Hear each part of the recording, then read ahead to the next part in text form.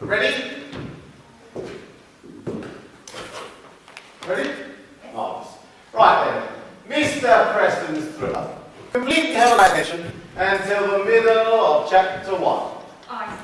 It's going to be one of those. A chapter with 2 split infinitives, and not to mention the inevitable homicide, many examples of grammar-side, full stop. Not an explanation mark. Certainly not. An exclamation mark is a device to rescue a ill-designed sentence. Where were we? Homicide. Ah, yes. Let us forget with some eagerness Mr. Preston's style and consider his substance. To begin with, there were no fewer than 14 suspects, but due to consecutive murders, this number was rapidly whittled down to 6, which included the Home Secretary, the Disciples, and the headmistress of Brodie. I half expected the crime to be perpetrated by all 3 of these dignitaries in collusion. And had they? I have no idea. I gave up half group. Where were we? In collusion and heading for the coup de grace. Ah, yes. I know that Epping Dunstall was published by my own publishers, Belton, Gleeson and Douglas, but I deeply regret that it was published at all. The author is a threat to civilization, secondary to the Chinese table. You said that about the last book. Did I? Let me say this. Mr. Preston is to the detective story what Hero was to Italian fire shots. That's better. Thank you. You haven't used that one for more than a year. Goodbye, Mr. President. Isn't your first novel is to be your last? Do you know, I prefer being a reviewer more than I enjoy being an author. Really? Yes. It's much fun. I'm not sure the two mix. I don't know. What could be better than to spend my afternoons killing off my victims and evenings killing off my competitors? It has its practical side. It is true. Yes, they read my gratuitous essays and buy my own books to see if I can do better. Which you usually can. Usually. Did I hear you say usually? No, I said invariably. Well, I hope so. You see, if they let me review my own work, I would say, Selwyn Piper has raised literature to the level of the detective story. A neat twist. Neat twist on my forte. I like that, not a quiz. No, neat thrust on my critical forte. A talent I developed through my tempestuous marriage. You see, it was my wife's suggestion that I become a reviewer. Really? Yes, it's one of the things that she did that I liked. You very seldom mention her. Well, Imogen is very unmentionable. I can't believe that. Oh, it is true. She quarrelled all the time, she was selfish, and she drank far much whiskey. And she left you. Yes, that was the other thing that she did that I liked. They had digestible questions. But why did you marry her? Well, the best of us had our lapses, and I guess she was mine. And to be fair, she had her uses. She was a good businesswoman at the time I needed one. She had a private income, I definitely needed one. She worked me like a galley slave, and she punished the publishers. She was an actress, you know. I didn't. Would I have seen her? Well, she first shot the balls as Imogen Clark, but then soon changed her name to Piper when I became a celebrity. Was she good? She played the finest Lady Macbeth that I ever seen. It was a pity she was playing Juliet at the time. Ah, that explains why I've never heard of her. Well, she was well in the business. She used to entertain lavishly. Agents, actors, angels, writers, critics, producers. Parties? No, one at a time, while I was away. And you didn't mind? No, I paid no attention at the time, and I had a career to establish. I don't believe a word of that. If she was so promiscuous, and you were so permissive, you must have been the ideal husband. So why did she leave you? Well, I quarrelled all the time. Even happily married people do that. Well, not like we did, but no. You see, we got so much that it got to the point where anything less than assassination would have been an anticlimax. Which, as a master of massive build-up, you had to avoid. Precisely. So why did you leave her? Well, I had no one to go to. Well, I'd rather she went to come.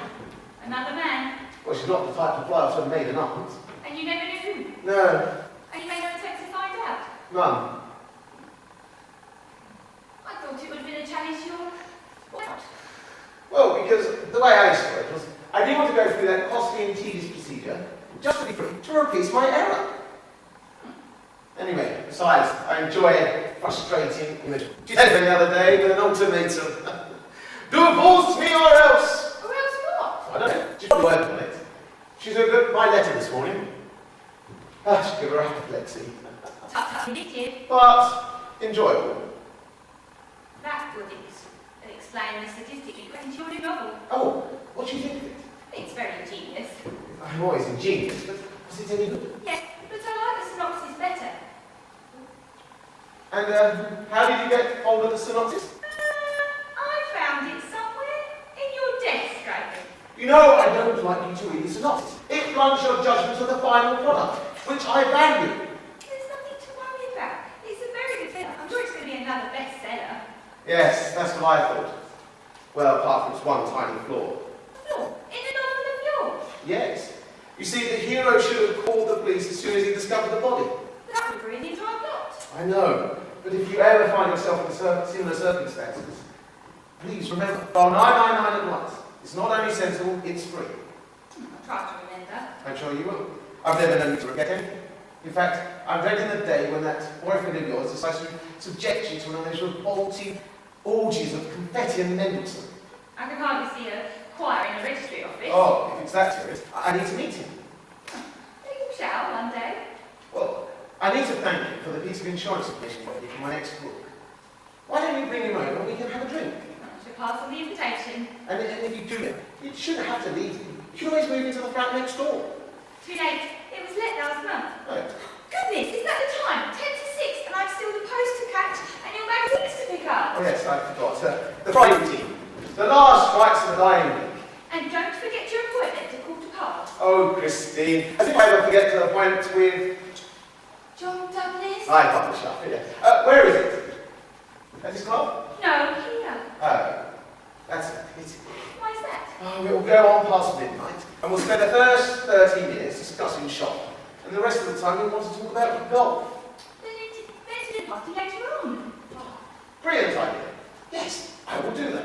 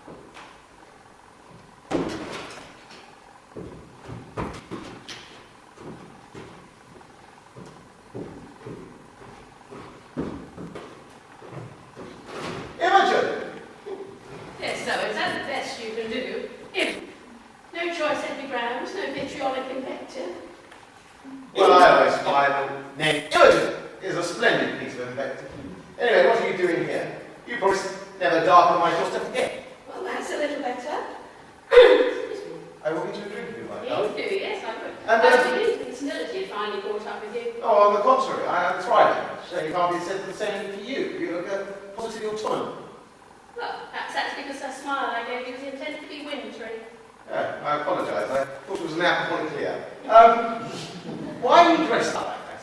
Is it Guy Fawkes night? Shall I get you that drink now, darling? Say when, as the words get in your face.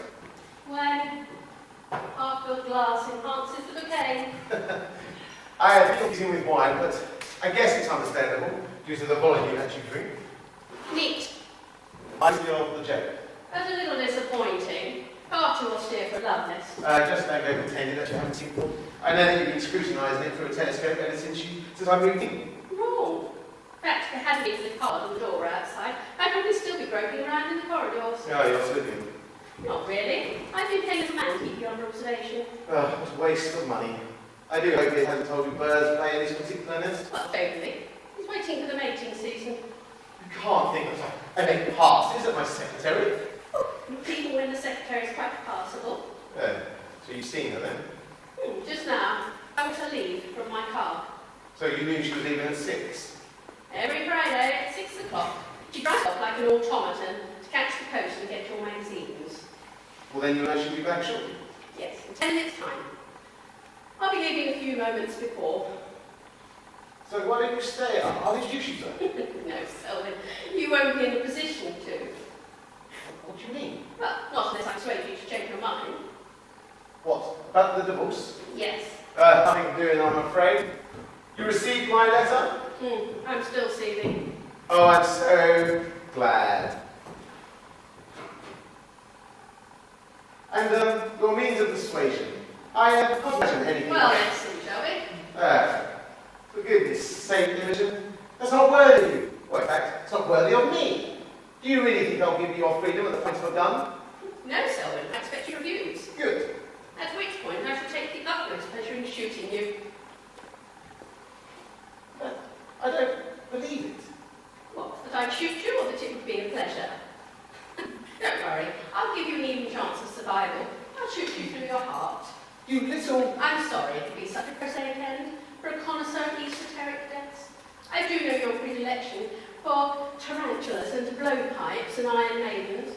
This isn't one of your murders, it's mine. All to be free of me? That's the money as well. But you're no longer a beneficiary. Apart from my conjugal entitlement, I get £1,000 when you die. Provided I've kept up the payments. You have, I've checked. Now sit down. I refuse. I won't tell you again, Selwyn. How can I sit when you're standing? I need it. Don't be so unfaulty. I always was. I prefer a sitting target. Now sit. Very well. Good boy. Now then, this door leads to the kitchen, is that correct? Correct. And from there to the fire escape? That's right. You appreciate my interest. Elementary. Your line of retreat. It leads to a dark alley. Where undoubtedly you will look your best. At the end of the alley is my car. I'm unlikely to be seen. Or heard. I suppose that's why you're wearing your trainers. Ah, you noticed. I'm a professional. Go on. I'm a good shot, as you know. So you still go to the range? Yes, occasionally. I stick your picture up on the target. Charming. That's probably why I haven't missed it in months. Oh well, at least you can promise me a quick death. Yes, that's the only flaw in my plan. I still have the cottage, so a few moments after your death, I shall be safe home in Hampstead. Will you immediately change into black? Oh, what a lovely thought. Good suggestion, darling. Don't move. And how will you dispose of the gun? I shall leave it here with your body. Untraceable. Absolutely. I acquired it some time ago, with you in mind. And what's about the glass? Have you forgotten about that? I'm wearing gloves. But you're also wearing lipstick. Oh, thank you. Now don't wipe, you silly fool. Haven't I teach you anything? Put it in your pocket and take it with you. You're being incredibly helpful, Selwyn. You must have intimations of immortality. Oh, only about my books. I've had made a good life from murder. It would be very churlish of me to prevail to find myself a victim of one. But only please, not a victim of an amateur. Very well. Do you have any more professional tips? Yes, when you go down the fire escape, be wary of the flat next door and underneath. They're noise conscious. And I don't think, no, you haven't brought your books with you. Well, they go away every Friday afternoon, and they don't come back until Monday. That's the route my little man used to keep you under observation. And if you are managed to get away without being seen, you do realise you'll still be the principal suspect. Oh no, she'll be here with your body in 5 minutes' time. Christine, Oh, you seem concerned. you don't have the courage. Well, let's see, shall we? If I don't pull the trigger when I see her return, then you'll be right. If I do, you'll only have a moment to contemplate your error. She has a key. Yes, but she always rings the bell first. She only lets herself in if you don't answer, by which point I shall be well on my way. Well, what about the flat next door? They'll hear the shot. You hope so. It would suit my book, your randy little typist, to be discovered with your body and my gun. And what is her motive? Take your pick. Woman scorned, an expected legacy. But a mere couple of thousand. Well, perhaps she was expecting more. Wasn't she? Your little man didn't told you that Christine and I was having an affair. No, but John did. John. Not John Douglas. Who else? And as he's going to be here in about 10 minutes' time, he can keep an eye on things. By that point, the police should be here. Who's John Douglas? He's so ineffectual. I'm surprised at you. What's in it for him?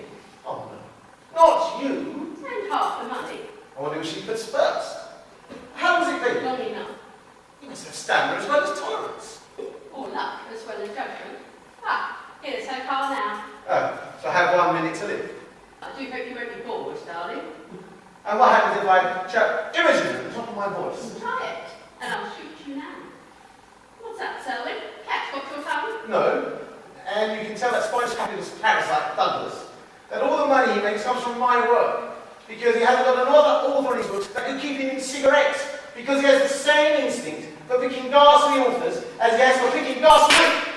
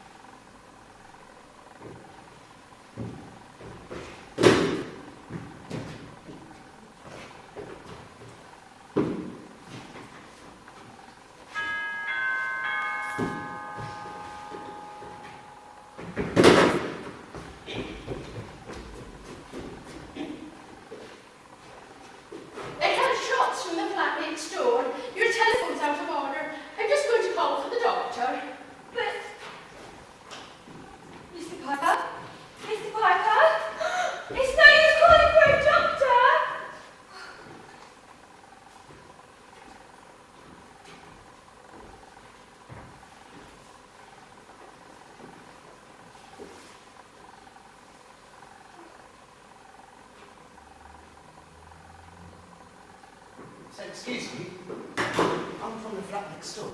I think I've overslept. It's not really 6 o'clock, is it? The last got the time. Telephone. No? Rang. Record. She's calling the doctor, but it's too late. He's dead. Yes, I'm afraid he is. Is this your gun? That explains the sounds I heard. I didn't want to say the pain, just in case they were showing pain books popping. I didn't know there were two of them. It's unusual to have more than one bottle at once. What happened? I think he was shot. I think you're probably right. Before you need a fifth drink, may I? I'm having a triple scotch. What about you? Anything. Big brand is your best bet. It's the ideal drink when you've just found a body. Well, it's a thing it is. You've never really found one before. Does he live here? Yes. And you? No. I'm his secretary, Christine Scott. I've just come back from post. Oh, you must ring for the doctor. Oh, you can't. The telephone's out of order. Yes, don't drink this. Sorry, knock it back. So you say someone's doing a spot of phoning for you? Yes, the woman who was here when I got back. Your wife, I suppose. Could be my wife. Why not? I haven't got one. But she said she lived next door. Well, I live next door and I live alone. Mind you, when I bought the place, I did say it's full of amenities. But I can see your reason. She said she lived next door and I'm there at party and dress, so you assume that we're married. But that doesn't necessarily follow. I mean, I could be half undressed and married to her. I'm wearing a shirt, see? Always tuck the collar in when I'm shaving so I don't get soaked. How do you that? I suppose not. Any idea whose this is? Yes, it's mine. Oh dear. I lost it last week. Seems to have found it. It's in his hand. I think we need a refill. So, what does she look like? Who? This woman phoning for the doctor. The one I'm living with without knowing about it. Oh. She had a suede jacket, jeans, and dark glasses. Ah. And she had a Scottish accent. Oh, that clinches it. She was definitely lying. I never share a flat with a Scottish accent. Yeah. No, thank you. Oh, go on and take it.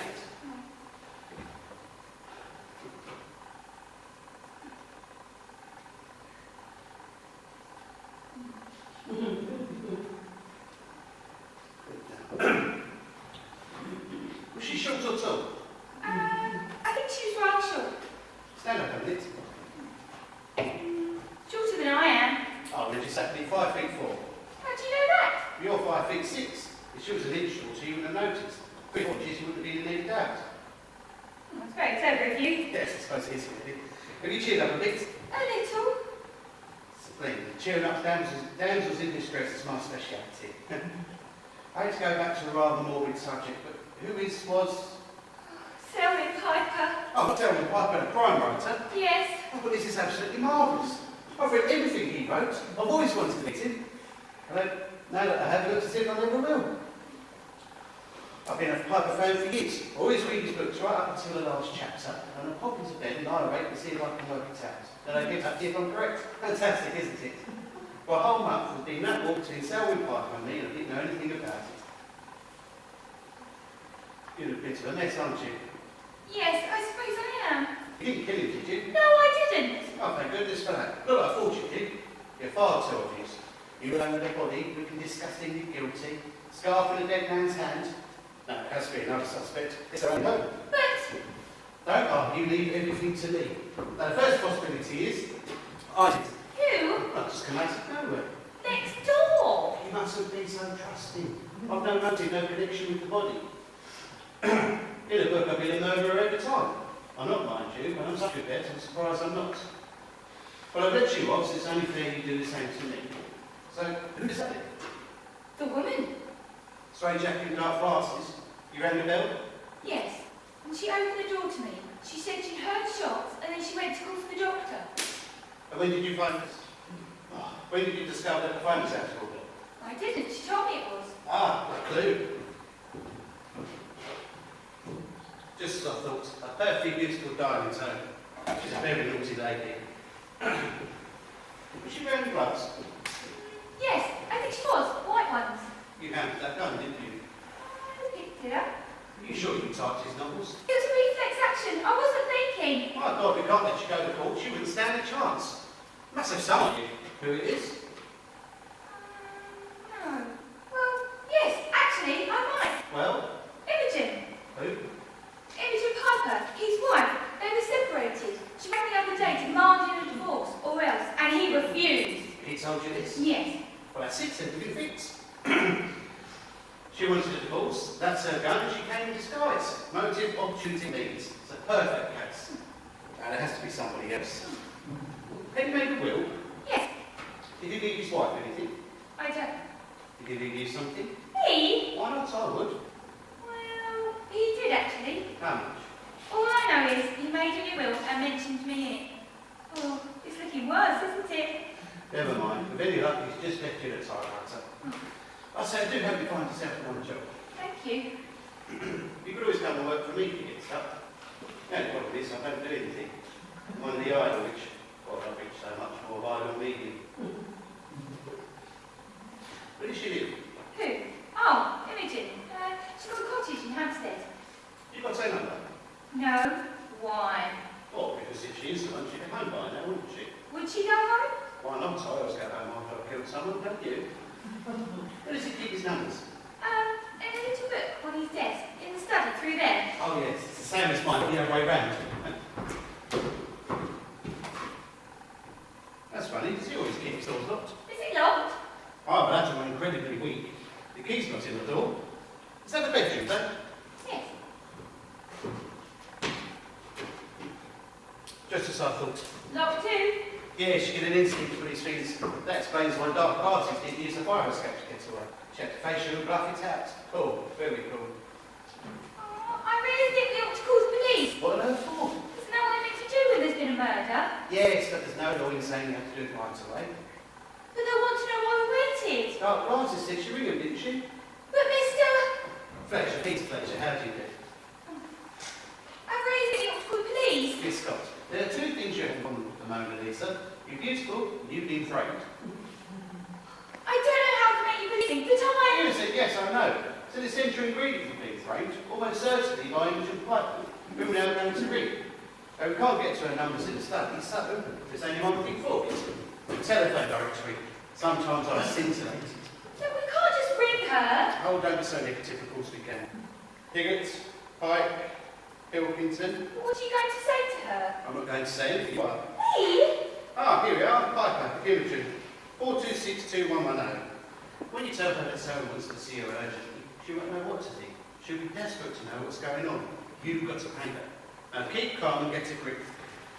You do deep breathing exercises, you know, childbirth without pain, that sort of thing. No. Well, now's the time to start.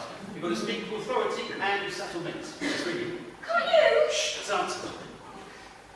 Hello? Is this Mrs. Piper? Mrs. Selwyn Piper. This is Mr. Piper's secretary. He wants you to come here now. To his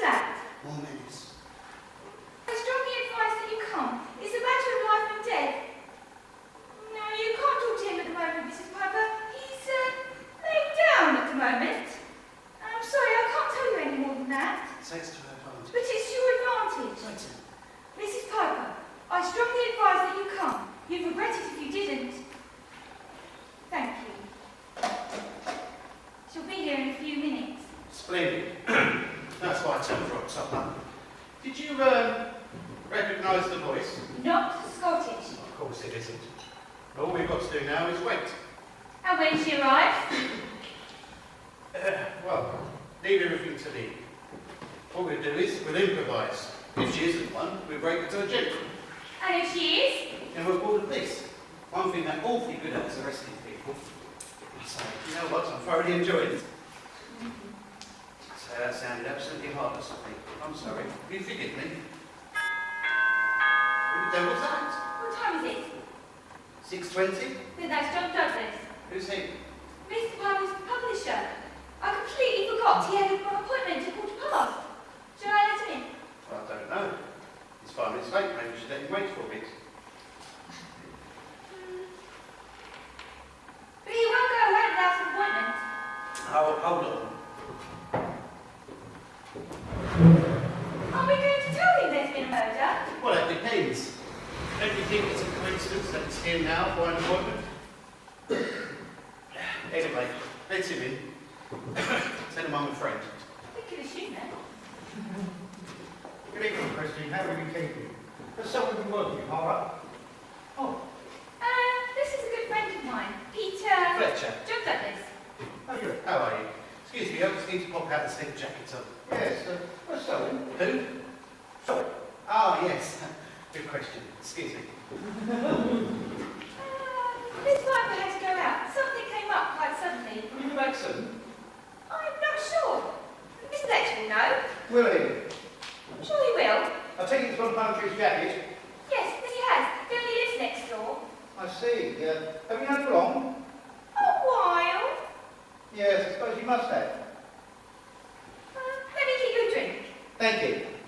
I'm sure he won't be long. Who, your very good friend of Selwyn? Both. It's pink gin, isn't it? No ice? Yes. Oh, I say, I hope Selwyn's remembered my appointment. I was beginning to think it was the right time, but the wrong author. Actually, it's right also, wrong time. I beg your pardon. Oh, I see what you mean. I'm 5 minutes late. How's the golf? The golf? Oh, not too damn good, I'm afraid. The other day, someone asked me what my handicap was, and I said work. What was it that came up? I beg your pardon? You said something that came up quite unexpectedly. I know you were wondering, but I was too. You see, he didn't tell me. Well, he just left. Yes. There wasn't one, was I? Excuse me while I always dress up for dinner. Of course. Are you also a very good friend of Selwyn, Mr. Fletcher? No, more of an admirer of his books, you know. As his publisher, I can safely say I do know. Yes, Belton, Gleeson and Douglas. So, would you mind? Do you know where he's gone? No, I don't know him enough. Look, it's very important I see. There's a new book to discuss, and there's a film I said, oh, thank you. Look, is everything okay? Yes, shouldn't have been. Well, no, of course not, but you see, nothing's happened, has it? Is my tie straight? The only thing that is. Thanks. Are you sure you wouldn't prefer brandy, Mr. Douglas? No, it drinks my drink every time. Let me get you a brandy. What I don't want a brandy. I think you're going to need one. Why the hell should I need a brandy? Because I know you publish hundreds of murder mysteries, it might come as a shock to find that you're in the middle of one. And in such cases of shock, I'd describe brandy rather than big gin. But, sir, Thank you. look, I don't know what the devil you're up to. Look, I know it must be terribly frustrating. But you see, there. Good God. Same again. What happened? It was shot. Shot? With a gun. When? Less than 20 minutes ago. Good God, is he dead? Oh, we wouldn't leave him there if he wasn't, would we? You seen this before? No, I haven't. You should be handing that. You'll destroy all the fingerprints. Ah, there's the murderer of all gloves. How the devil do you know that? I saw her when I came back from posting. You saw her? Yes. A woman? Yes. Imogen. Why Imogen? I don't know. She was his wife. She's an actress. Very temperamental. They didn't get on. I believe she was pushing for divorce. You're very well informed. Look, who are you anyway? I live next door. I'm I intrigued. know, Sorry. I know that. But I'm intrigued by the criminal mind. you're not with the police. Certainly not. A gifted amateur detective, one of your best customers. Well, all the same, I prefer a policeman. Might even have to be illiterate. I'll take you home from the police. No. We're going to eventually, just haven't got round to it yet. Not just yet, if you don't mind. We're waiting for a visitor. The murderer. At least I think it's the murderer, but all seem to have the same idea, don't we? Imogen? Yes. But you can't. She can't want Mr. Douglas. How do you know she's coming here? I phoned her. You did what? She engaged in telephonic communication. Science is a wonderful thing, isn't it? I mean... Yes, Mr. Douglas, what do you mean? Ah, excuse me. Mr. Piper, Yes. please come in. Thank you. Miss Scott, may I introduce you to Mrs. Piper, or have you two already met? Yeah, I don't believe we have, but I have a terrible memory for faces. I don't recall having met you either, and you have such an interesting face. I'm Peter Fletcher. I live on the other side of that wall. Oh, how nice for you. John, what a lovely surprise to see you again. How are you? You're not to see. Far too long. But you're still the same charming John, and you're wearing the tie I gave you for Christmases ago. Am I? So I am. It's such a lovely time. You're looking younger than ever. John, you always did say the nicest things. No, it's true. Well, I was just going to the opera, actually. Were you? Which one? Well, actually, it's a... Forgive me for interrupting this fascinating reunion, but we've got an urgent matter to discuss. Have we? Yeah, that's why you came. Well, I came in response to a very odd telephone call from Miss... Scott. She was very cryptic and very opportune. Try for opportune. Mrs. Piper, would you please sit down? Wish. The room's arranged rather well, don't you think? Hardly had time notice. So you haven't been here before then? No, never. Now, will somebody tell me what this is about? When, Selwyn? Oh, wondering when you was going to ask that. Now look here, Fletcher. She was told that Selwyn wanted to see her urgently, yet when she turned up, she found 3 other people, not Selwyn. It took her a good 2 minutes to ask his whereabouts. And what do you infer from that? But you already know where he is. Nonsense. I haven't seen you in ages. Did you spoke to him the other day? How do you know? People tell me lots of things. I'm a very good listener. All you've done since I've been here is talk. Now it's Mrs. Piper's turn to talk. And I refer you used to talk to anyone but Selwyn. And where is he? Behind the sofa. Fletcher, for God's sake, Imogen, he's dead. Dead? Selwyn? No! Yes, he's been shot. See for yourself. Come sit down, callous, Fletcher. Oh, my dear Douglas, she's not exactly a broken-hearted widow, is she? Let her see for herself that the divorce is no longer necessary. That's a disgusting thing to say. Well, at least I wanted to be free, but not that. Well, somebody wanted that. John, dear, get me a drink, would you please? Certainly. And I believe that's someone to be Mrs. Piper. Me? But she doesn't look at all like the woman I saw. You saw a woman? Yes. Mr. Piper was laying there dead, and she opened the door to me. But she was nothing like me. No, she was fair, and I think she was shorter than you. And Scottish. And I think she was younger. I'm sure you mean less sophisticated. Has anybody phoned the police? Oh, Mr. Wood was going to steal the phone for us. We've no reason to doubt her, have we? You don't mind? Tell me, John. You don't mind if I call you John, do you? Yes, I do. Tell me, John.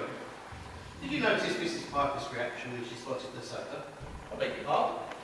No, of course not. Silly question. Mrs. Piper, when I asked you to sit down, do you know what you did? I sat down. Before that? I contemplated sitting down. No, you hesitated, but you suddenly realised that the sofa had been moved. Well, how could I realise that when I've never been here before? Which brings me to my next question. How did you find your way here? Ah, as I drive halfway around Europe every year, locating a street a couple of miles from where I live is hardly a miracle of navigation. I meant to this flat. You see, there are 2 flats on this floor. This one and mine, but neither of them are numbered. How should you know which one to go to? By the card on the door. I can't say I'm selling Piper, Exactly. which you read just now. Yes.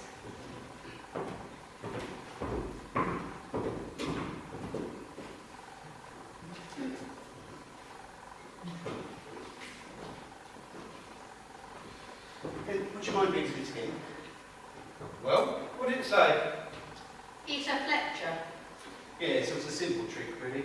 I switched them over with mine when I was getting jackets. I did it just on a chance, and she wouldn't have noticed it. She'd been here before. Then it was you. I'd like that drink now, please. Is that a confession? Tis whiskey, isn't it, Mrs. Piper? Who told you that? Selwyn, Mr. Piper told me. Strange piece of information to impart on one's typist. Then you don't need to tell me, to tell you to make it a large one and neat, if you don't mind. Not at all. It's quite normal for it condemned to be given any reasonable request. Come, Mr. Fletcher, surely I'm not condemned yet. Case for the defence hasn't been heard. You have a case. Well, of course. I'm not obliged to present it to you. Then I suggest that you shot your husband and tried to throw suspicion on Miss Scott. And how did I do that? By pinpoint timing. You arrived just after she left. You shot Mr. Piper just before she returned, and you planned at being home and out of your obvious disguise before the police turned up to break the news. Mr. Fletcher, it would be very difficult to drive all the way home to Hampstead, change from my obvious disguise, and get back here all within 20 minutes. I don't know, you're an actress. Hang on a minute. How do you know it took 20 minutes? I don't know. That's funny. I could have sworn you just said 20 minutes. Good you, John. Well, I was judging by the time that Miss Scott telephoned me. How could you know how long after the murder that was? Mr. Fletcher, it was just a guess. I wonder what's inspired it. Fletcher, you want to say something? Yes. Christine, I only look at this from the legal angle, so I hope you don't take it personally. We've only got your word for it, there was a woman here at all. And you don't take my word? Of course I live with you, but that doesn't really come into it, because I wasn't here. Wasn't you, John? No. I never wonder about You me. can wonder away, old man. Well, you haven't just had to be entirely for commodity a week, have you? That's rich coming from you. Yes, but I'm not chap generally. You're one that sticks out like a penguin in a row of guns. To time her actions 2 minutes as Mrs. Piper did, Could have done. she would need to have known a great deal about Selwyn's routine. The question is, how did she know? Well, certainly not for me. I knew very little of Selwyn's routine. In fact, I was only here, Once a fortnight? yeah, well, perhaps. But regards to Imogen, I haven't seen her for years. Yes, sir? Years. Yes, you really have neglected me quite shamefully. Is it a coincidence that you've been out by appointment? One which you asked for. Oh, really? No, old boy, don't get personal. So I'm looking at it from the legal angle. I object to this ridiculous attempt to incriminate me. If you'd have been here and planned everything with Imogen, it would have been jolly useful for you to be here when the police turned up. And you could have prodded them in any direction you wanted. This has gone far enough. If you found that line in one of your novels, you refused to publish it. Miss Scott, when Selwyn told you about Mrs. Piper, did he say anything about her special boyfriend? Well, he thought she wanted a divorce to marry someone else. You bachelor, Douglas. What the hell's that got to do with you? I've got an answer that's getting increasingly desperate. Yes, John. You see, the police do their damnedest to find a connection between you and Imogen. Do you think they'll succeed? Number one. Ah, you can too discreet. Not at all. Then you haven't been discreet. Look, I will not answer any more of these ridiculous questions. I've only put up with them so long for Imogen's sake. So I'm sure she is in innocent life. Yes, that's the conclusion I was coming to. You say you haven't seen her in years. Yes? So it'd be fair to say you hardly ever think of the name. What's that? Then why, when you found out that a woman had been here, the first thing you said was, I'm quite good. Imogen. Did you, John? Well, it's understandable, isn't it? Well, I suppose when there isn't a butler, the principal suspect is invariably the wife. Of course he could have asked Miss Scott for a description of the lady, then he would have found out whether it was you or not. But he didn't. No, he didn't. Why not, John? I don't know. I was upset, I suppose. You was upset, right? You've been shaking up a jelly ever since you've been here. But I won't necessarily say you killed a man. You wouldn't use a gun. You're more than knife man. Right, that's it. I wouldn't say another word if I were you. The next communication you receive be through my solicitor. Oh, but I recommend my uncle. He's awfully good. Neither of us will need a solicitor. There's not a shred of evidence against either one of us. Except for those two little sticks. Well, all you can infer from your little card trick is that I've been here before. Ah, so you admitted to it? Yes, I came last week to try and see Selwyn. Ah, But there was no one home, so I went away again. that's unfair. You just made that up. No, Mr. Fletcher, I just decided to tell you as a concession.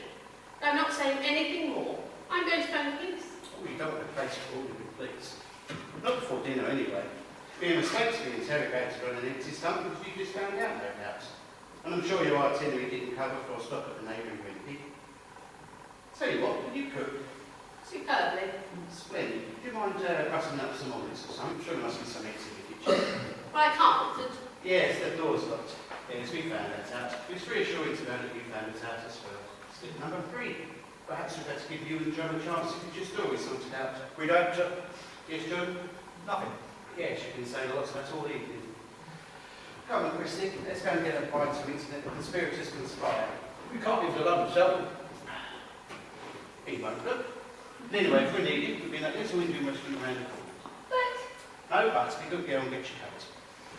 John, take my advice, plead guilty to manslaughter. Imogen, you phone the police. We'll be back soon to face the whole of Scotland Yard and very full of poppadoms.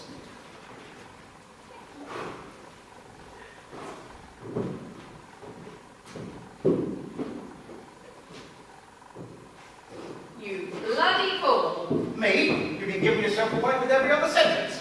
Stop talking like a publisher. God's sake, why are the doors locked? Does it matter? Well, if you'd have been stuck here with the dead body celebrating on the touchlines, you'd have thought it mattered. That's unfair. You're far more than a spectator. Yes, but on whose side? When you heard that damn girl had seen a woman, why did you say Imogen? And don't tell me it's because I'm the only woman you ever think about. It was quite voluntary. I knew something had gone wrong, that you'd been discovered. Naturally, I was shocked. But at last, Fletcher, God knows what we're going to do now. And what about the scarf? The scarf? Christine's scarf. The one that you stole. The one I put in someone's dead hand. It's not there now. Well, I can see that, you idiots. Locked doors, vanishing scarves, mystery men from next door. It's like one of his books. It's almost as if... What are you doing? Oh, that's a relief. I was beginning to think the bastard was still alive. Imogen, that's a singularly remarkably bad taste. Well, you hypocrite. You just murdered him. I suppose you think that was in singularly good taste. Well, he was your husband. Well, and now he isn't. There we go, down the street. Is it what? A lie. Thank you for your wild enthusiasm that I'm free at last. Good God, Imogen. How do you expect me to register pleasure at this time? I always thought you was proud of your sense of timing. Gee, I'm beginning to wonder about you, John. Me? Yes, you. I was upset. No, you're upset, John. I'm thinking very clearly. I mean, if we planned all this so perfectly, why did it go wrong? I don't know. I hope to God I know. Well, I was beginning to wonder if your share of the life insurance wasn't more attractive to you than his beneficiary. But look here, Imogen. Of course I was upset. Well, let's have a drink then, shall we? Do you want a drink? Yes. Do you want a drink what you had at home? Scotch? I Well, I left it on the table for you? No, I didn't have time to drink that. I just got home, the telephone rang. I had to do a lightning change and drive back here like mad. I think that was a mistake. Well, I don't run away from trouble. You'd have been on a jet to South America by now. That's the modern equivalent of deserting the sinking ship, isn't it? Am I such a bad catch? Well, I'm beginning to re-evaluate you, my dear, and I detect a distinct lack of backbone. Well, Selwyn had that, and you left him. Yes, and little Christine moved in. I don't know how I get my hands off her. Why are you concerned that Christine was having it away with Selwyn? You didn't want him. Well, that doesn't mean I wanted anybody else to have him. That's a strange attitude. Well, it would be to you. You treat sex like an HP agreement, once a month down and so much thereafter. Well, it was me that warned you about that was having it off. Well, and I wish you hadn't, and then none of this would have happened. Well, it has, but what do we do now?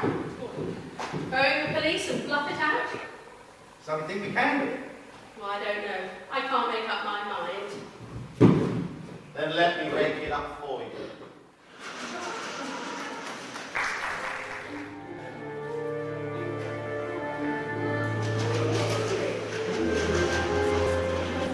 Ah, delightful. Most satisfying. Nothing more than a strangulated gasp. I'm so pleased. I always avoid putting screaming women into my books. Selwyn, you should be dead. Yes, forgive me, my darling. Is that a moral or metaphysical question? Yeah, I shocked you. Yes, you did. And it was beastly of you. And yet here I am, alive and unharmed. Or am I? Would you like to touch to make sure I'm not ectoplasm? Aren't you going to wish me many happy returns? Oh well, that's death. Would you like to know how I did it? Was it a bulletproof vest? Did you miss? Or was it mind triumphant over matter? But to prove that I'm not a ghost, I think I'll have a drink. Do you think champagne's appropriate?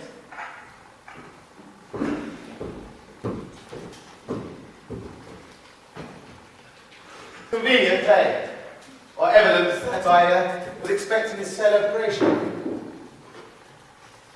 If I start to drink it and it starts gushing forth from my chest, you know that your shot was as good as ever. Oh, you'll join me, of course, won't you? After all, if one can drink at a funeral, then why not a resurrection? I think I'll stick to whiskey, thanks. Yeah. What a pity you weren't as faithful to your men as you are your booze. So, it was you who locked the doors. Yes, me, eh? Then you know everything. I usually do. But who? How? Another mystery. Did I hide in your chest of drawers? Or did I secrete a tape recorder under your bed? How romantic. It also depends on what you think. But to give the novelist habit of prolonging the suspense. Oh, John, champers for you? No, thank you, sir. It gives me heartburn. Yeah. How romantic. No, but I insist on this occasion. Oh, very well. I thought you was going to wake up. How do you feel? Well, a little stiff, but apart from that, how and heartless. Well, I guess that explains who. We didn't I? Now I just need to know why and how. How? How could I have missed you from that distance? Oh, well, cheers everyone. Well, you're not gushing forth champagne. My hand must have trembled in ecstasy. Yes, it usually did. But not on this occasion. Not to make you miss from a few feet. So, please. Oh, it's all right. I'm just going to show the lady where she went wrong. Now, would you mind, darling? Stand over there. You're playing me. Am I that good an actress? Well, apart from your Juliet. Now, there's 4 rounds left, if I recall correctly. However, only one should suffice. What are you up to? Oh, come now. Courage. Exit with a smile. You're playing cell with mine. Now then, my darling, don't move. I would hate this moment to be spoilt. So would I. Now, as a marksman first class, would you say the gun is pointed over your chest? Preferably a little trifle left of centre? Give or take each. Good. I have a passion for accuracy. So, we can have a word. Later. Yeah, but we haven't worked out. Later. Right, darling. Selwyn, you can't. Why not? You did. Selwyn? You see, blanks. You'll be all right in a few moments. I was. I'll get you some more of that Highland medicine that you so John like. That wasn't very funny, Selwyn. No, I thought it was rather droll though. You obviously need lubricating. You know, this affair has got me in whiskey more than I normally get through in a whole week. Or month.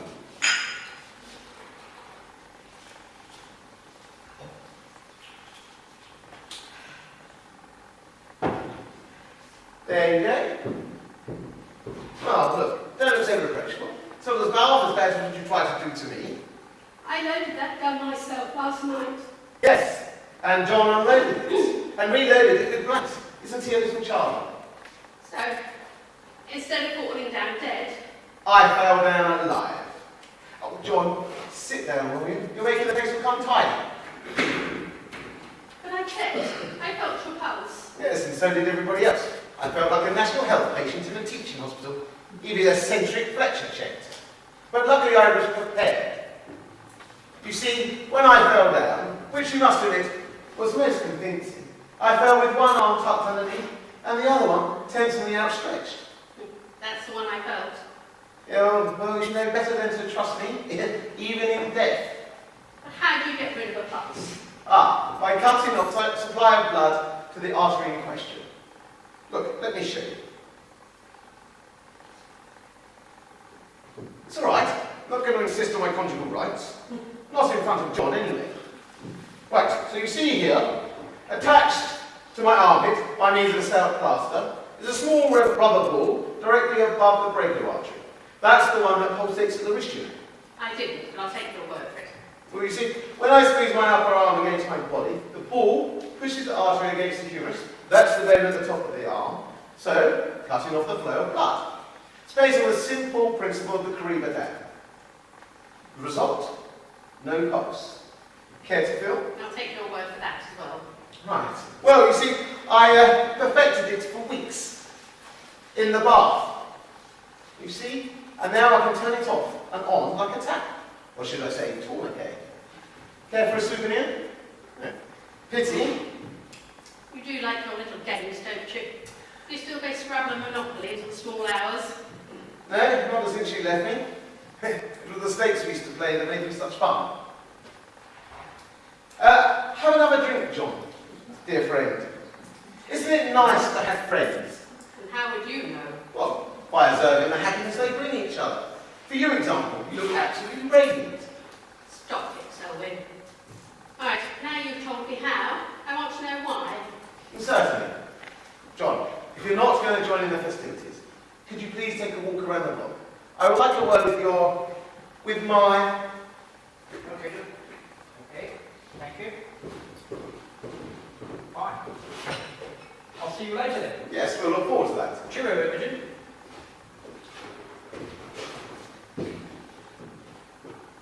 Ironic, isn't it? A quick, complete reversal of our situations.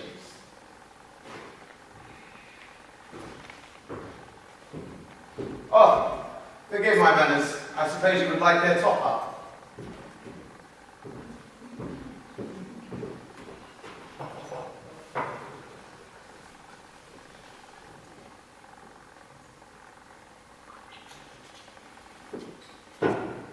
There you go. Well, make yourself comfortable, relax. You know, now that you seem to be made up much better, you don't seem to have changed much at all. In fact, you're still wearing the same perfume. So are you? No, nonsense. Brand new aftershave. In my honour? Of course. Well, mine's not in yours. Hey, don't tell me it's for John. What a waste. I don't believe he's got the stamina to cope with you. Well, why didn't he just walk out? Well, no doubt the legs were willing, but the spirit was weak. So he came to you with the whole story. Tradition. Were you surprised? A God, my dear. You seem to have completely misjudged your man. I'm afraid to say that the insurance payout by itself wasn't sufficient compensation for putting up with you for the rest of his life. And poor fellow was on a moral dilemma. He didn't know which way to turn. He needed someone to lean on. So he turned to you. Like a babe to a mother. But my solution had three advantages. Firstly, by not killing me, he kept the talents of his most critical best-selling author. Secondly, my solution provided an end to the affair with him, with you. And thirdly, he still got to keep his 50,000. Sounds brilliant. But expensive. Not at all. It was the same offer that you made me. Only in my version, you were cast in the role of the corpse. Well, that's a role I've never played. Oh, but you have. Don't you remember your Juliet? Oh, you're so admirable. Even now, you're determined not to ask about my murdering you. But of course, you're still drinking it in. Excuse me. So, well, I know that I've lived with you, if you can call it living, for some time now. And I know that you're dying to tell me, just as I'm longing to hear, how are you going to murder me? Was going to? Oh, why the past tense? Has my presence rekindled the spark? The flame, my sweet, the flame. So that's how you're going to do it, incineration. Let's just say the method I was going to use was one that would make the police think that you were taking your own life. You're not going to tell me what it was? No, I might try it again. No insurance company payout on suicide? Certainly. On a policy as mature as ours. I got across Christine to ask her boyfriend in insurance. I told her it was background information for my next novel. You see, I knew the police would probably assume that it was suicide. But I was confident of an open verdict at the inquest. So you have a rival. A rival? Your typist's extracurricular services, the boyfriend.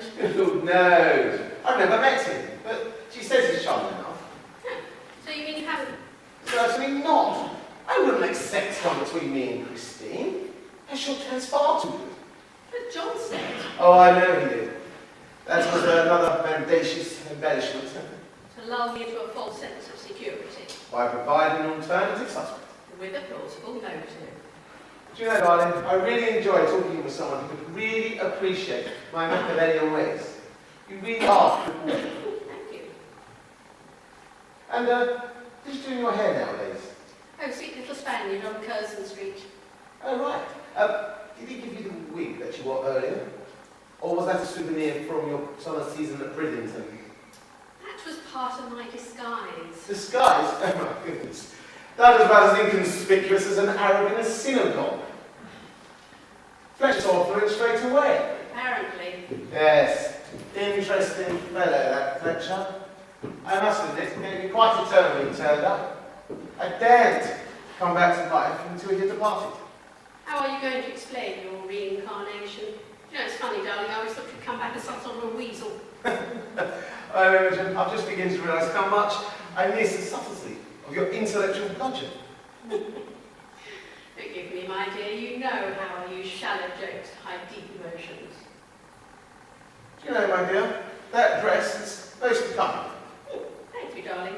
That mean you want me back? Oh, yes. 2 or 3 nights, days in a year, or 3 or 4 nights. Do you know, I don't think you've been more challenging, or felt more inviting. Soft. Very soft. Or, as you used to put it, yielding. Not always yielding. I like the fights. We were so beautifully matched. Yes. I don't suppose there's much fight about poor old John, is there? No, it's not like hitting a pillow. What are you doing? No, nothing. Sinister.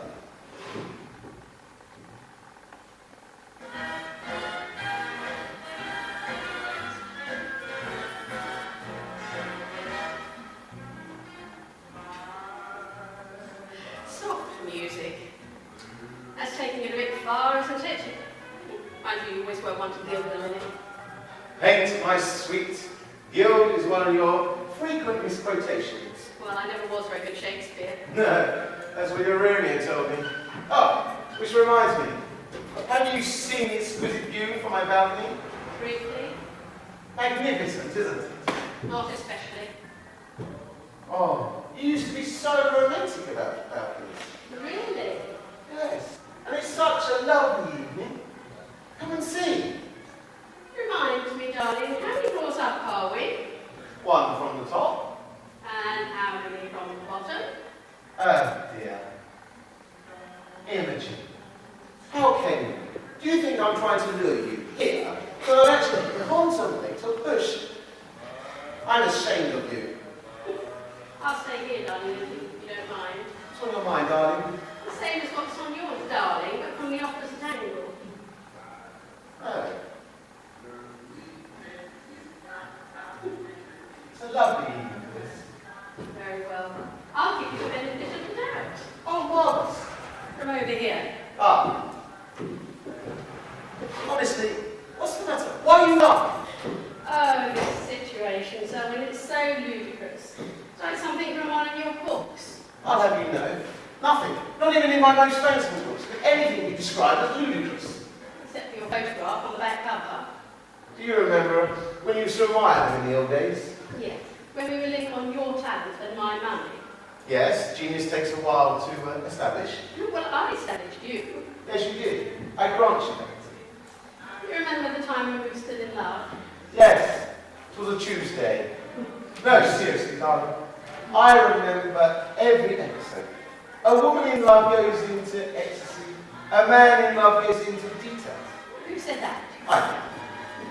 You were insatiable, ecstatic, passionate, destructive, inventive. You said, a woman in love spoils her first lover and ruins the rest. I don't know. That's the loveliest compliment I've ever been paid. And you're always high amongst the ranks of the rest, darling. Thank you. Why don't you just divorce me, darling? We have such a beautiful affair. I have my public English to think about, and you have such deplorable taste in correspondence. Why don't you divorce me? It's easy enough nowadays. Yes, but I have such a messianic record as a wife, and your spotless reputation as a husband. I doubt I'd get anything but a very fat legal bill. So you see, darling, I had to kill you. It was nothing personal. I know the feeling. You do like a game of cat and mouse, don't you? Yes, darling. Cat and dog, though. I have to prevent the cat from striking again.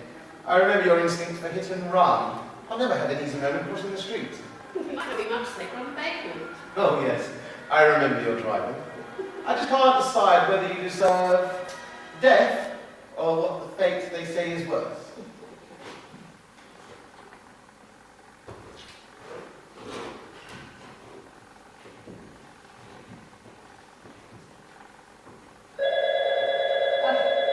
They've run back.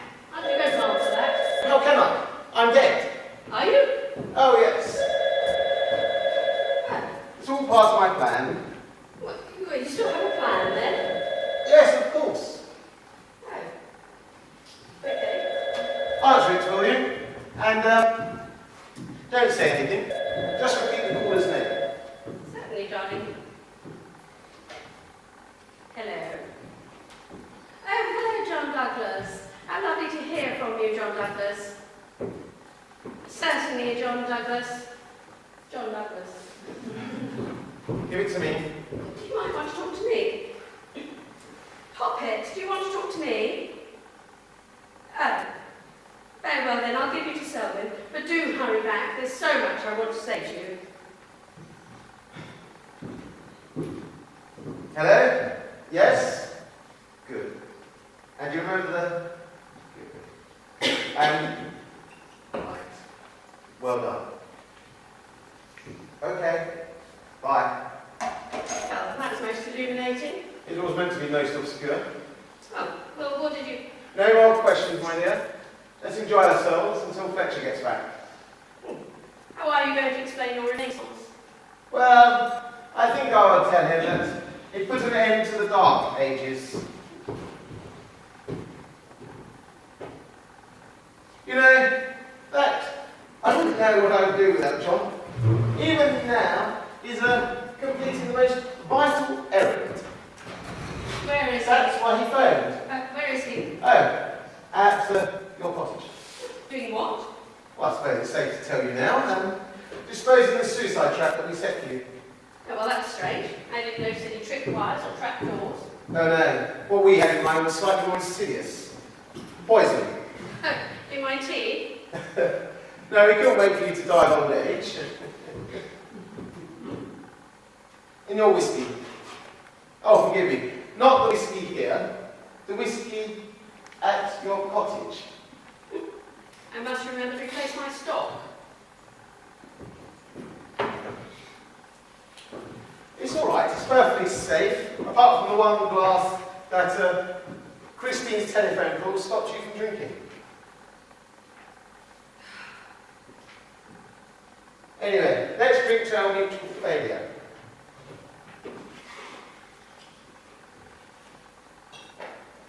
I think I'll join you for a scotch.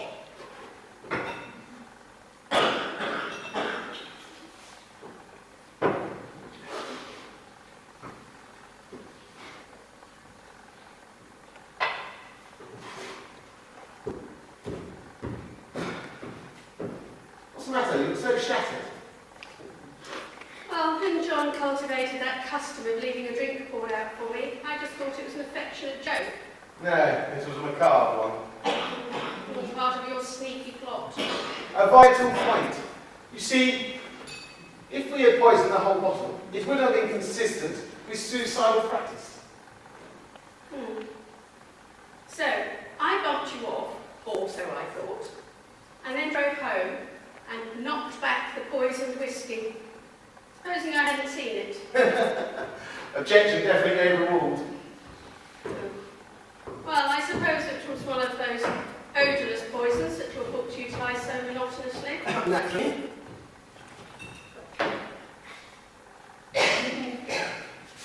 And what about supporting evidence the bottle the poison was in?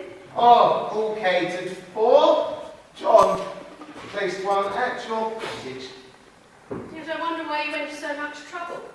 You could have doctored my drink at any time. Well, your death, you see, had to be like a cell creation. It had to have shape and style. So, it had to be connected, yes, with suicidal impetus. If we'd have done the whole bottle, that would have been the case. Yes, and what better impetus than a fit of remorse for murdering you? Right. And when you realised the blow you dealt English culture, you decided to deal an equally heavy blow to Scottish commerce. But you weren't dead. Well, as long as they thought I was. I see. Or do I? Ah. Vino Veritas. Cheers. But why outdoors? Christine had to find you here with a body. You see, if you hadn't been for Fletcher turning up, she would have phoned the police at once and told them about you. But she didn't notice me. It doesn't matter. She saw a woman. She would have described them to her. She would have said that she wore a suede jacket, dark glasses and jeans.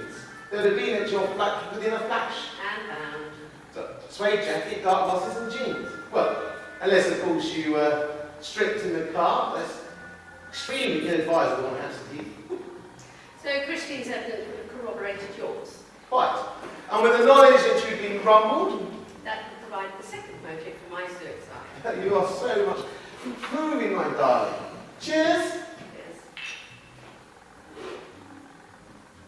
But it all went wrong, didn't it? Plots can change. Certain characters are immutable. Yes, you're really clever, Selwyn. I hate to admit it. Yes, I think so. You see, a Selwyn pipe of creation has to have substance. And I decided I would create this like it was my next thriller. I even typed out a synopsis, you know. And thank you for providing for some of the plot. Your help. Do you know, Selwyn, I really think we've both been far too oblique. The next time I want to do you in, I shall simply push you off a cliff. Shall we revisit Eastbourne again next summer? Well, if I do, I will send you a suggested postcard. Cheers. What are you laughing at, darling? Well, I just had some of those pills. Goodbye in case of emergency. What pills? Poison. I put one into your glass. What's you laughing at, darling? I switched glasses. And what are you laughing at now, darling? I knew you would. Have you lost something? Or maybe I have. Ah, here it is. You're lying. You must be. Not at all. And here is the empty pill. You should be going any moment now.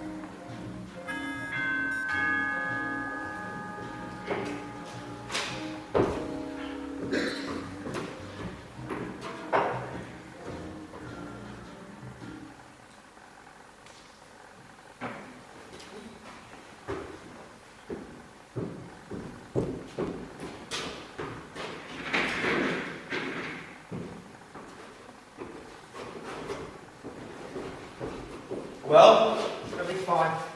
The poison whiskey? That's it. And I want a glass. Ah, you clever little devil, you. Have some champers. No thanks. Gives me heartburn, you know. Oh, yes, I forgot. You smell that, Fletcher? No, because we really did go to the Indian restaurant. You should be finished this curry by now. No, I don't like it. No, nor do I. It's an acquired taste, I believe. Where's Imogen? Oh, through there, laid out on the bed. I'm not surprised. She's had a hell of a week. A hell of a time this week. Yes, rather more than you imagine. What? She's dead. Dead? Yes. I poisoned her. My God, Selwyn. Puts it in her whiskey. Actually, you seem shocked, dear fellow. Isn't it what we always had planned all along? You fool, you'll never get away with it. What do you mean? The question is not whether I will get away with it, whether we will. I've nothing to do with it. Oh, we'll go and tell the police then. Say, excuse me, officer. I would like to report that I played a little part in the first attempt to film Imogen, which I can happily say failed. But I made no attempt in the second, which unfortunately succeeded. I could visualise the constabulary cynicism now. Well, wasn't even here, was it Imogen's? Prove it. How can I? Look, just do as I say and everything will be all right. The man is exactly the same. She committed suicide. The only thing that's changed is the venue. I refuse to have anything to do with this. Well, tough. You'll have to do it, or I'll go to the police and tell them that you killed her. It'll be your word against mine, and I'm much more convincing than you. Bastard, you. It's all right, John. Steady on. We just have to stick to the same plan as it was before. You have no choice. And where was I when Imogen died? Here. What, you mean I actually saw her do it? No, it's not.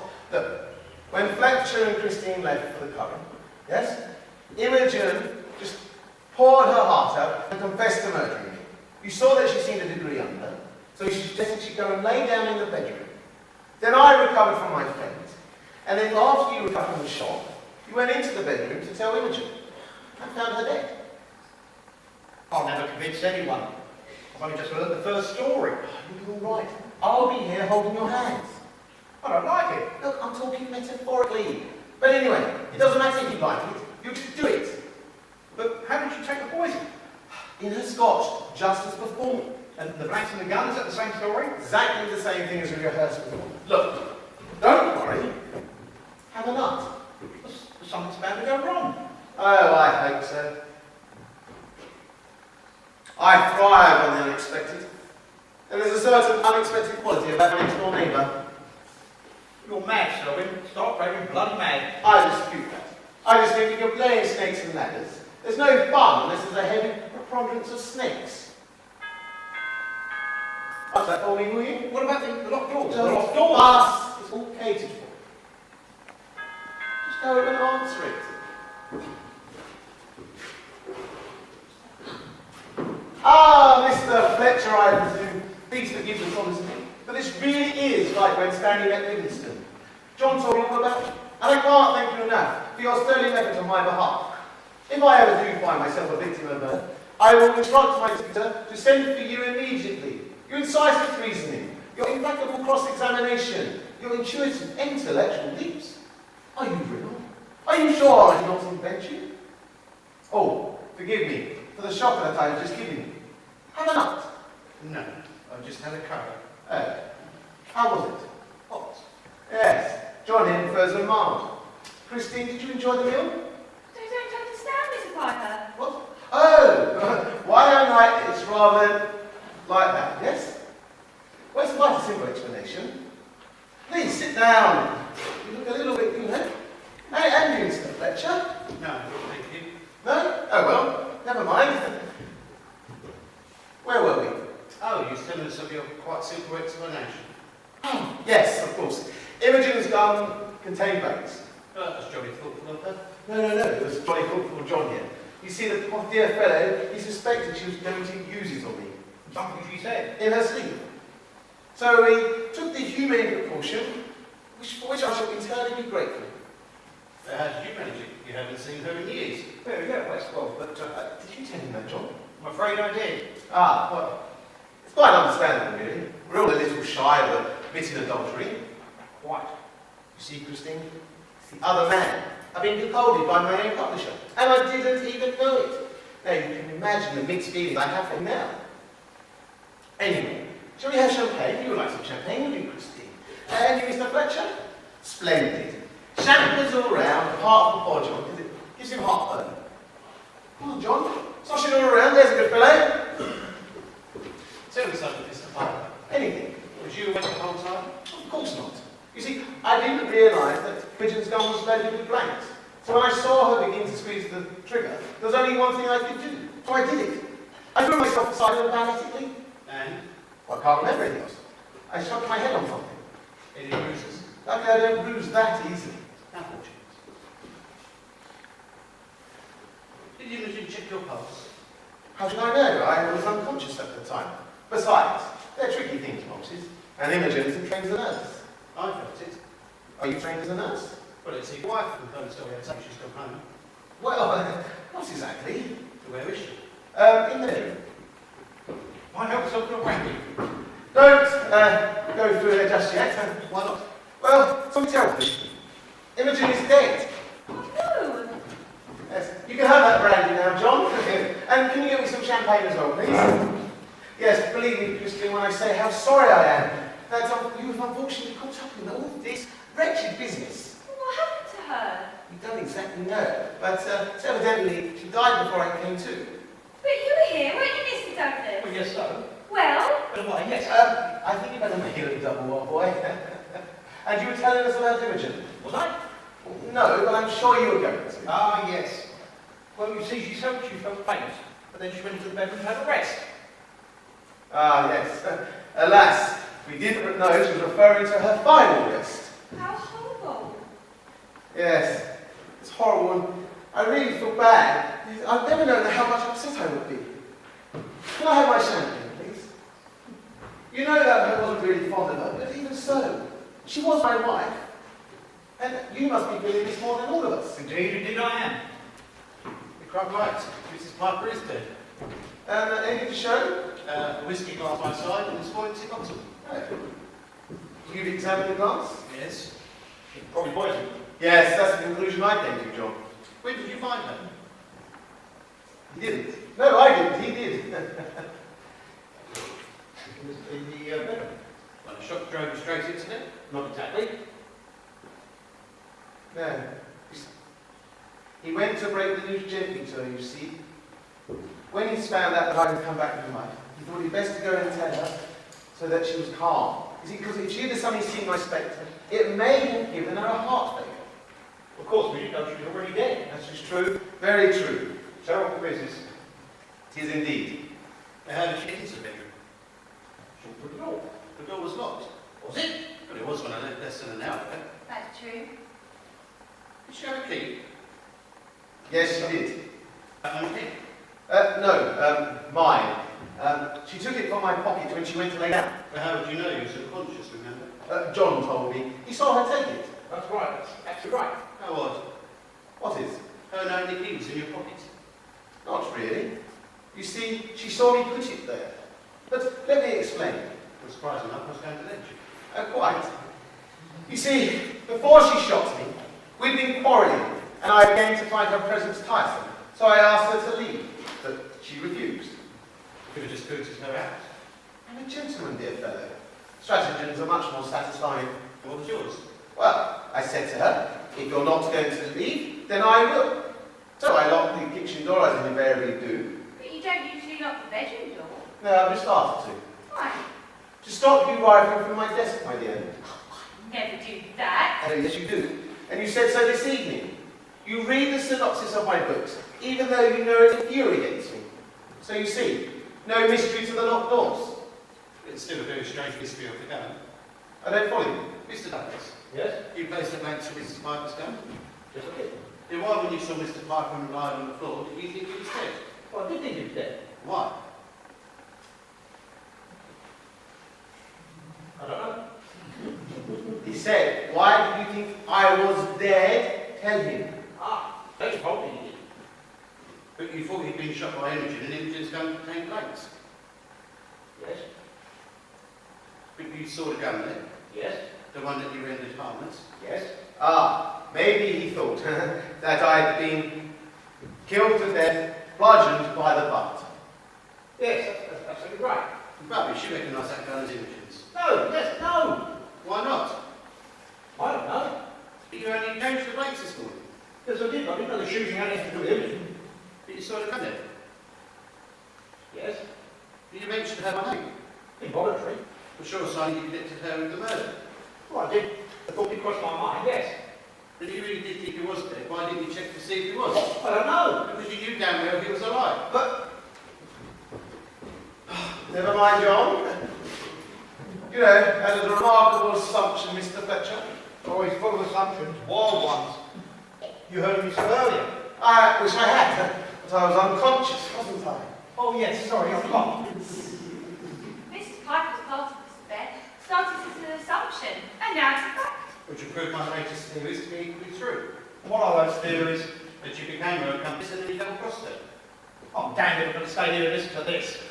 Easy, John, easy. Peter. May I call you Peter? You seem to base all your conclusions on the premise that John here is capable of consecutive thought. Precisely. You see?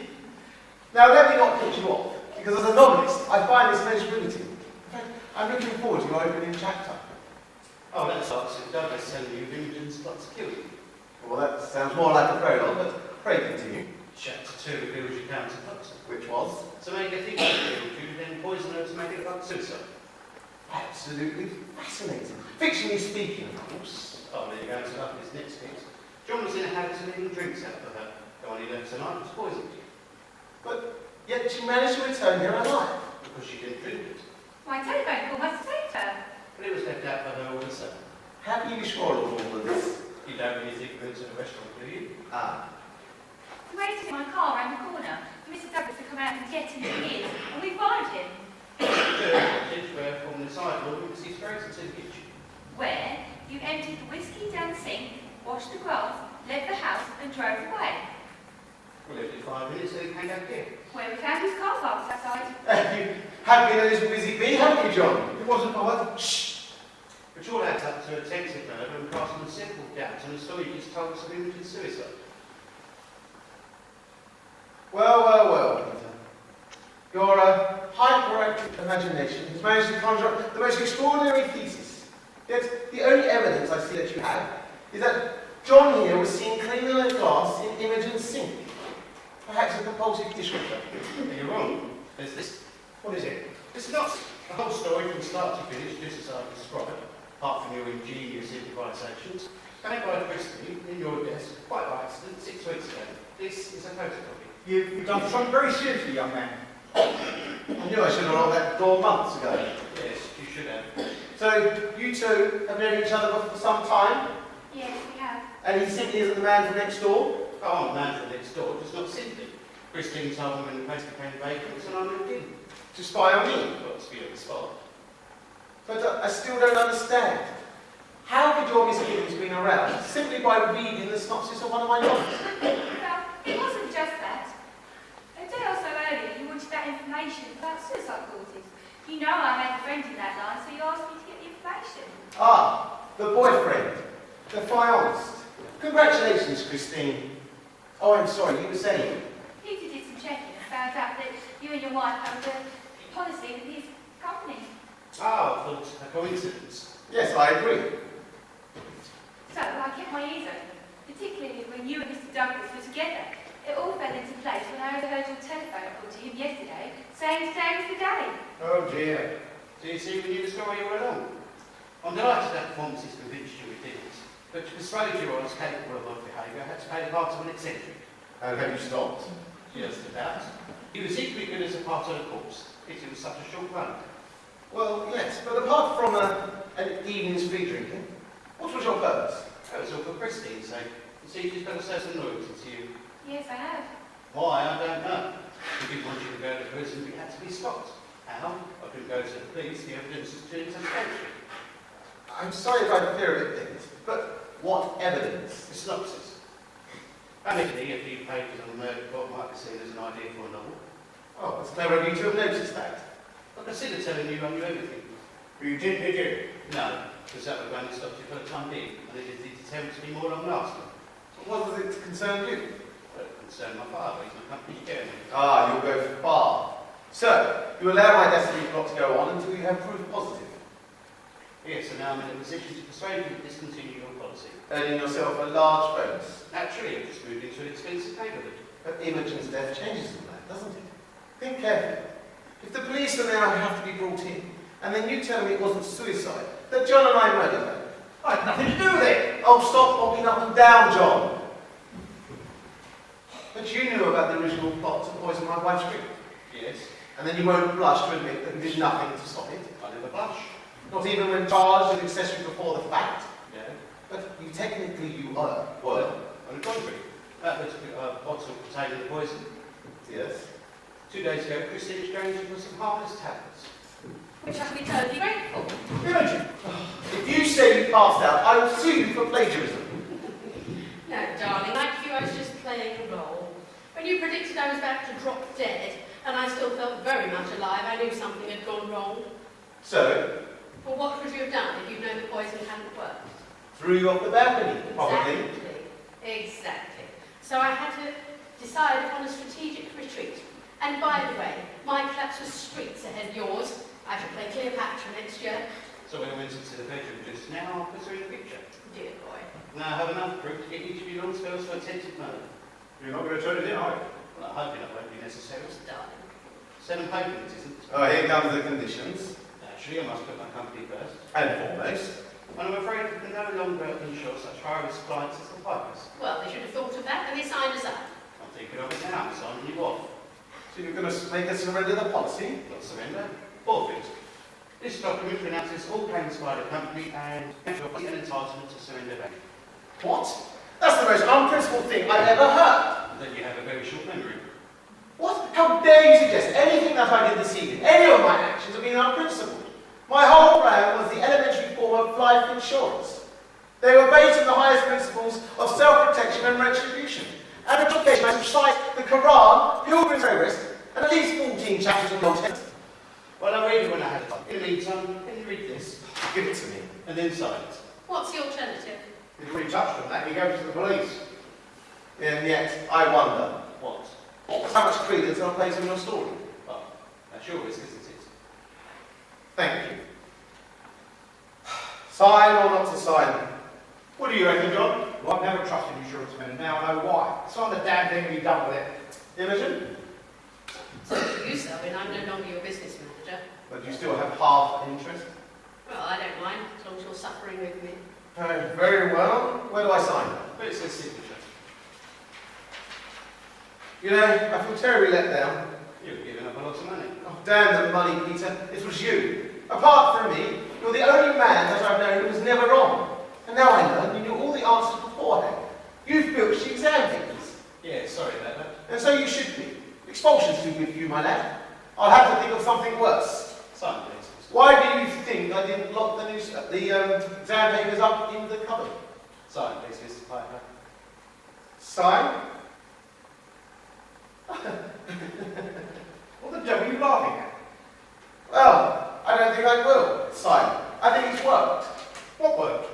Oh, shall we tell them? Imogen? John? Pardon? Oh, come on, you can stop pretending now. They fell for it, like I said they would. Stop wriggling and sign. Don't be ridiculous. Why should I sign? Do you remember you used to recall saying that the synopsis could be a plot for one of my novels? Yes. Well, it was. This invasion has been a hoax from start to finish, with you and Christine as the victims. Who really organises All the three of us. To gain what? To gain a plot for the best story I shall ever write. Oh, come off it. It is true. Everything you did was untoward that I could base on tonight. I will now write a masterpiece. You're not serious. I'm deadly serious about my books, You're mad. but not certifiable. Do you realise what your husband's saying, Mrs. Piper? Well, it's obvious, isn't it? Well, highly unlikely as you can certainly confirm. Well, yes, but I won't, because it's all true. I think I gave my finest performance, didn't I, darling? Scintillating. The whole evening has been the most successful experiment. Don't you agree, John? Eh? There you go. A complete affinity between author and publisher. You see, we're unanimous in it. Of course. Conveniently clears them both.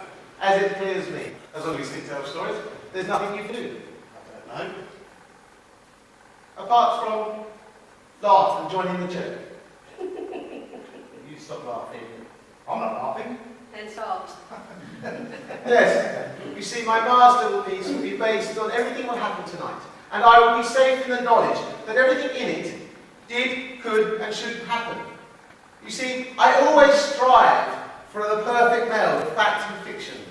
They say that I write ingenious stories that entertain the readers, but without actually making them believe it. But tonight I've done that. My masterpiece will be amazing. Thank you. You haven't convinced me. Oh no, but I'm sure I can convince a jury. Don't you think I'll be most able defendant? Me too. I'll be ravishing and noble and very, very credible. Well, what about John? Oh, we wouldn't dream of putting him in the witness box, would we, Selwyn? Oh no, we'll speak for John.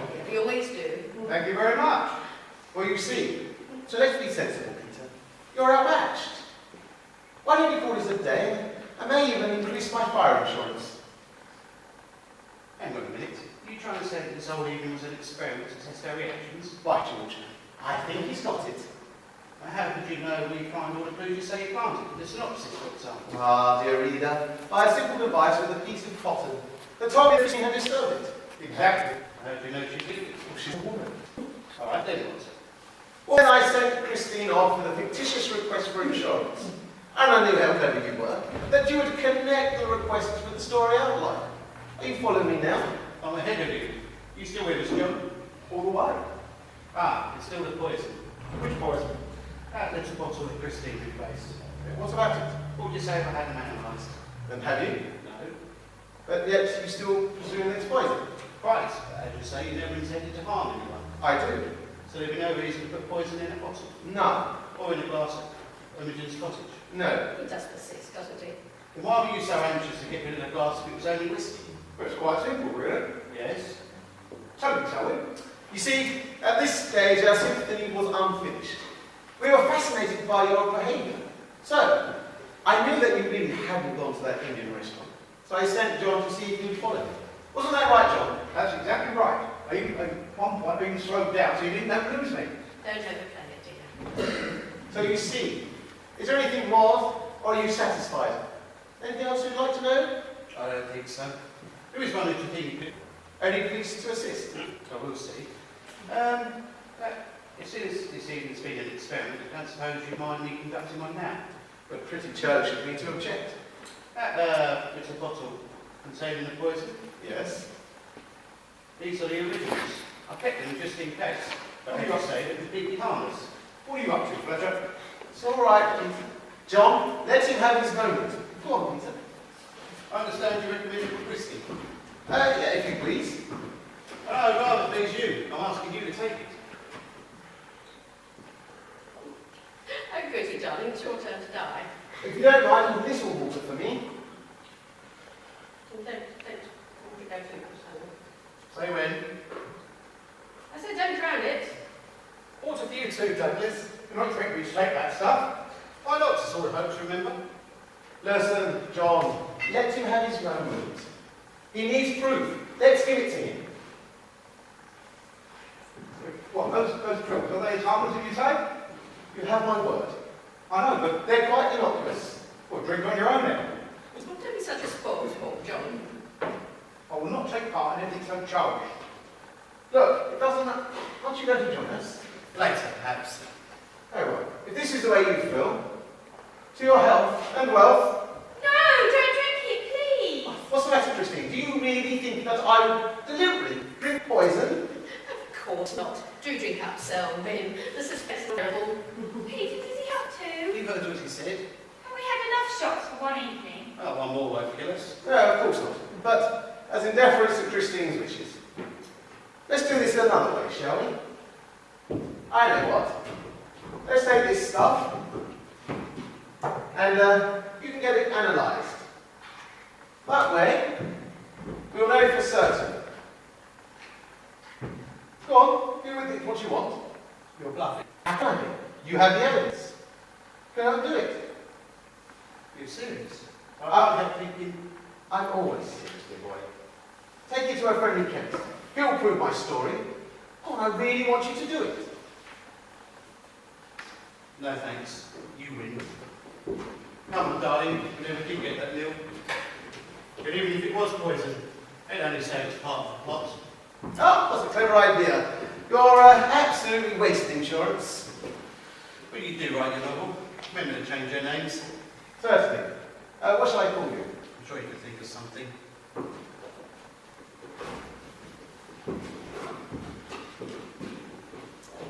They believed you. They actually believed you. You were superb, Selby.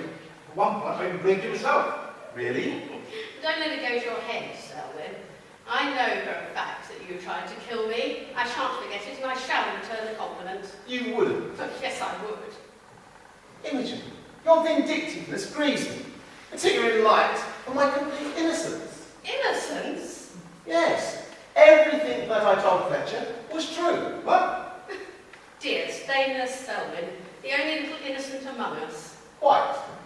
No, I know damn well you tried to poison me. I saw the look on your face when you thought I was dying. No, honestly, it was the most affectionate one. And what would you have done if I hadn't pretended to faint? Well, she passed the worst few minutes of your life. That was mild punishment for trying to put an end to mine. Oh, I hate you. And I loathe you. Oh, stop it now. You know I detest favouritism. Anyway, I got what I wanted. My new book. So I'm feeling very benign. And I think I will give you both what you shall want. Starting with Imogen. Non-contested divorce, wasn't it? Are you serious? If that's what you still want. Well, I'll drink to that. You're very prudent, Selwyn. Yes, well, I think we can all do with a drink. And now for you, John. I suppose I owe you a drink and a favour. Apart from my bestseller, of course. All I want is an end to this whole damn business. Well, then shall you shall. But just don't read my book. Not an omen. The curiosity will get the better of you. Besides, you'll make a fortune from it. Champagne, husband. Brandy, lover. Don't you agree, Imogen? About what? John here. He'll read my book, all right. Curiosity will get the better of you. I shan't read a word, not a damn word. Not even the price? You know, somehow, Selwyn, I don't think I'll read it either. Oh, of course you will. I will send you one. Rhetorically inscribed. There's no point, I know the plot. Oh, do you? Are you sure? That is not just a hoax, or did I really try to poison you? You don't need a book to tell me that. You seem quite sure of yourself. Oh, I am. Or at least I shall be in a few seconds' time. That's right, darling. It's the original tablets. Should go in any minute now.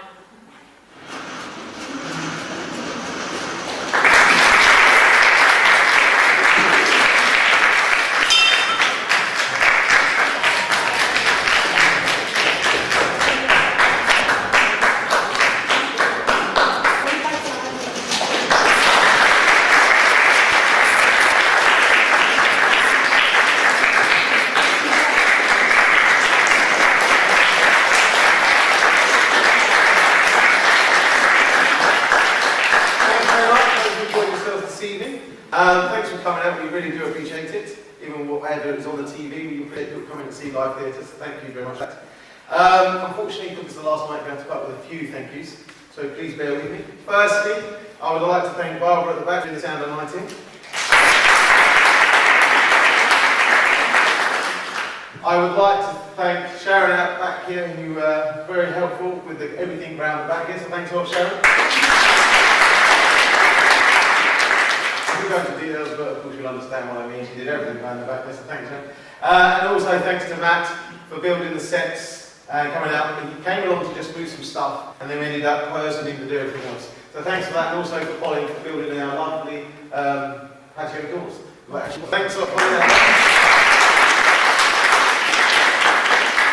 And thanks to my class, because unfortunately I didn't want to do this because I'm very busy at work, and I didn't want to direct because I've been directing the panto, then I directed a little play, and I thought I'd give someone else a chance.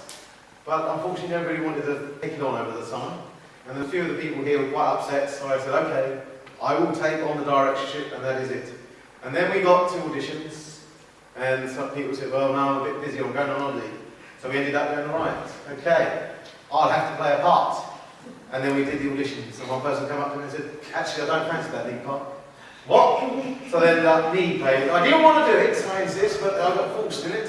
Which leads me to my next thing, is that we have our pantomime coming up. We have some members coming back, obviously, but we're always on the lookout for new members. So if you fancy coming up here and giving it a go, it's fun, we're a social group. Don't be shy. Just come along on a Wednesday. We meet here at 8 o'clock. You come through the door there, and then I'm sure you'll enjoy the evening. If you don't want to do on-stage stuff like this, you can always do what Matt did, and I'm sure you'll like the help, because I'm sure Barbara's trying to coerce him to be the stage manager for the panto. What for those looking for, our pantos have a lot of sets. If any help on the set building side, that's great. And if you don't fancy that, you just want to come and help with the teas and coffees, refreshments are so grateful under these circumstances. But anyway, I've taken enough of your time. I hope you have a pleasant evening. We are going to open the bar again, so if you would like to join us for a quick beer or wine, it would be great to see you, and if not, have a safe journey home. And I'll ignore that person who's come on stage. Right. And we'd just like to say a big thank you to our director. Thank you, Andy. Oh, thank you.